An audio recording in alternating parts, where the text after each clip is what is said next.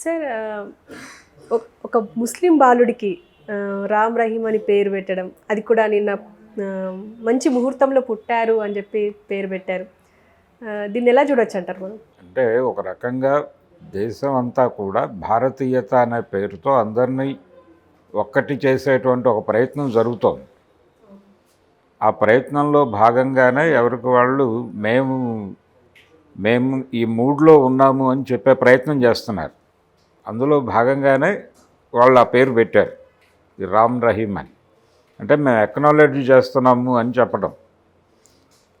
పర్టికులర్గా ఒక ముస్లిం సామాజిక వర్గానికి లాగా ముస్లిం మతానికి చెందినటువంటి ఫ్యామిలీ నుంచి ఈ నిర్ణయం తీసుకోవటం అనేది ఒక పాజిటివ్ సిగ్నల్గాను చూడవచ్చు.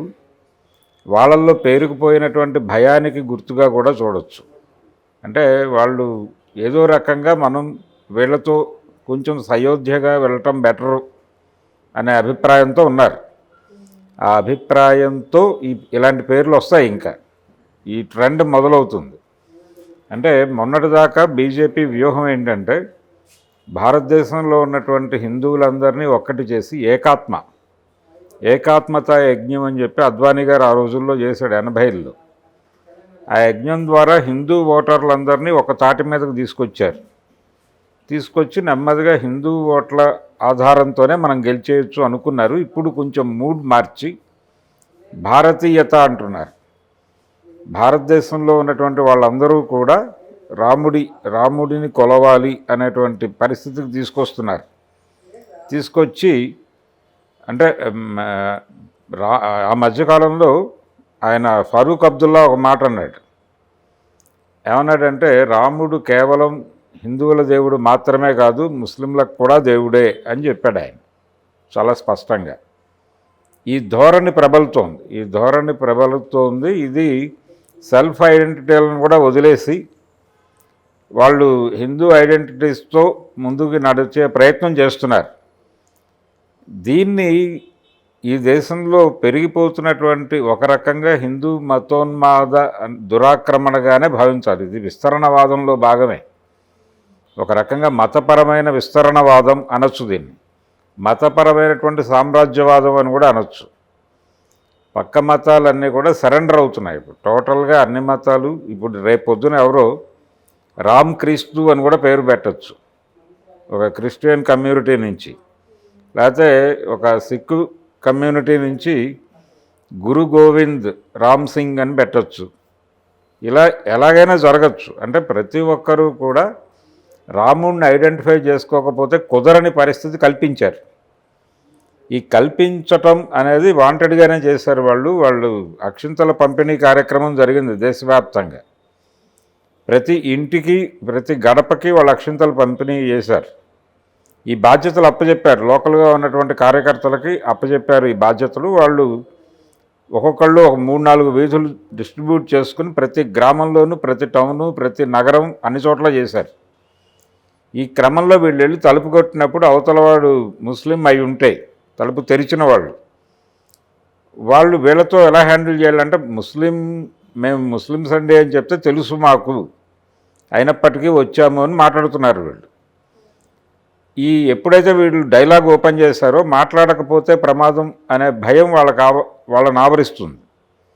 ఒకవేళ మాట్లాడకపోతే మనని గుర్తుపెట్టుకుంటారు వీళ్ళు అనే భయం ఉంటుంది. కాబట్టి ఖచ్చితంగా మాట కలుపుతారు.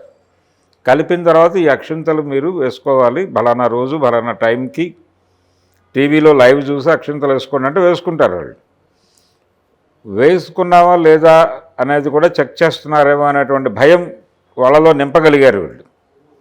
ఇంత భయం నింపి ఇంత హడావిడి చేశారు కాబట్టే ఇలాంటి పేర్లు ఈ కల్టు మొదలవుతుంది.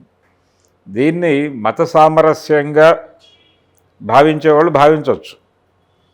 కానీ మత సామరస్యం కంటే కూడా ఒక రకమైనటువంటి మతపరమైన విస్తరణవాదంగానే చూడాలి. దీన్ని మతపరమైన విస్తరణవాదంలో భాగంగానే ఇలాంటి పేర్లు అనేకం ముందు చూడవచ్చు మనం. అంటే అది అక్కడ నార్త్ ఇండియాలో జరిగినటువంటి ఇన్సిడెంట్ అది. ఈ రామ్ రహీం అనేటువంటి పేరు, రామ్ రహీం అనే పేరుతో గతంలో తెలుగులో సినిమా కూడా తీశాడు రామారావు గారు. వాళ్ళిద్దరు కొడుకుల్ని పెట్టి మత సామరస్యాన్ని బోధించటం కోసం రామ్ రహీం అనేది ఒక సింబల్గా, మత సామరస్యానికి సింబల్గా మాట్లాడటం అనేది చాలా కాలంగా ఉంది ఆ కల్చర్. అయితే దీన్ని అలా చూడలేం. ఈ ఇన్సిడెంట్ని పర్టికులర్గా ఈ పేరు పెట్టడాన్ని ఈ టైంలో ఈ పేరు పెట్టడాన్ని మాత్రం ఖచ్చితంగా అలా చూడలేం. అలాగే ఫారూక్ అబ్దుల్లా స్టేట్మెంట్ని కూడా ఆయన అంటే మేము కూడా ఇక్కడ ఉన్నాం, మమ్మల్ని గుర్తించండి అనేటువంటి బాధలో నుంచి అన్న మాట అది. రాముడు కేవలం హిందువుల దేవుడు మాత్రమే కాదు, ముస్లింలకు కూడా రాముడు దేవుడే అని ఆయన అన్నాడంటే ఇలాంటి అభిప్రాయాలు చాలామంది వ్యక్తం చేస్తున్నారు. వీళ్ళందరూ కూడా తమ ఉనికి ఇబ్బంది అవుతుంది, తమ బ్రతుకు దుర్భరం అవుతుంది అనేటువంటి భయం నుంచి ఇలాంటి ప్రకటనలు ఇవ్వటం, ఇలాంటి పేర్లు పెట్టడం, ఈ హడావిడంతా జరుగుతోంది. ఈ కోణాన్ని అర్థం చేసుకోవాలి, ఈ కోణంలోనే చూడాలి విషయాన్ని. ఇది కాకుండా ఇదేదో మత సామరస్యం అని చెప్పి ఆనందపడిపోతే కుదరదు. దేశంలో హిందూ సమాజంతో పాటు ప్యారలల్గా జీవిస్తున్నటువంటి అనేక సమూహాలు ఉన్నాయి, అనేక మతాలు ఉన్నాయి. ఈ మతాలన్నిటినీ ఒక రకంగా కాంకర్ చేసేటువంటి ప్రోగ్రాం మొదలైంది అని మాత్రమే అర్థం చేసుకోవాలి. అలా అర్థం చేసుకోకపోతే వీళ్ళందరూ వీళ్ళ తొక్కిడి కింద, అంటే ఒక రకంగా వీళ్ళు బుల్డోజ్ చేసుకుంటూ వెళ్ళిపోతున్నారు. ఈ బుల్డోజర్ కింద నలిగిపోతారు. వీళ్ళ జీవితాలన్నీ సర్వనాశనం, అంటే మతాలు సర్వనాశనం అయిపోతాయి. మతరహిత రాజ్యం వేరు, మతరహిత రాజ్యం కోసం దెబ్బలాటం వేరు. కానీ ఒక మతం కంట్రోల్లోకి మొత్తం ప్రపంచాన్ని తీసుకొచ్చే ప్రయత్నం చేయటం తప్పు. వీళ్ళు ఏం చేస్తారు, ఫైనల్గా ఇంతమందిని కంట్రోల్లోకి తీసుకుని ఇంతమంది మా అనుకున్నారు అని చూపించి కార్పొరేట్లను అట్రాక్ట్ చేసి కార్పొరేట్లకి వీళ్ళందరితోనూ ఊడిగం చేయిస్తారు. అంబానీ, అదానీ వీళ్ళందరూ డబ్బు చేసుకుని పక్కకి వెళ్ళిపోతారు. ఈ ప్రజలందరూ బానిసలుగా మిగిలిపోతారు. అది ఫైనల్గా జరిగేటువంటి కార్యక్రమం.